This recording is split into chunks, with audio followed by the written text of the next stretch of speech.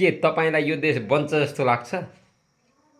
छन् कोही positive sense भएका, खोइ छन् कोही पोजिटिभ ज्ञान भएका, पोजिटिभ धारणा राख्ने, एउटा आशावादी हुने कोही व्यक्तिहरू देख्नुहुन्छ? आज पनि सरकार गठन नै भएको छैन, बालेन सरकार भनेर चाहिँ बालेन सरकार बनेकै छैन, निर्वाचन आयोगले सम्पूर्ण निर्वाचनसँग सम्बन्धित सम्पूर्ण कार्यक्रम पुरा गरेकै छैन।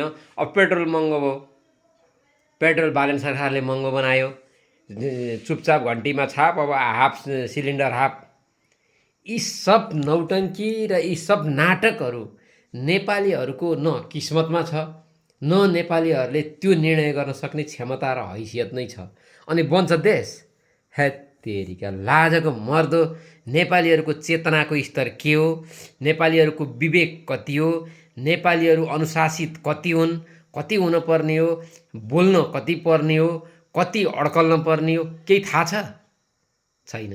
त्यसले गर्दाखेरि देश बन्छ भन्ने कुरामा मलाई चाहिँ यो अहिलेका नेपालीहरूको चेतनाको स्तर, उनीहरूको सोच्न सक्ने क्षमता, उनीहरूले परिकल्पना गरेको कुराहरू देख्ने हो भने या त कहिले स्थिर होस्, स्थिर सरकार होस्, स्थिर शासन होस्, स्थिर व्यवस्था होस्, सुशासन होस्, सुशासन र भ्रष्टाचार विरुद्धका कामहरू हुन्, जनजीविकाका प्रश्नहरूमा सम्बोधन हुन्, जनताले राम्रोसँग डेलिभरी पाउन् भन्ने कुराको त यिनलाई त त्यो परिकल्पनै छैन, हुनै छैन, त्यो हुनै हुँदैन।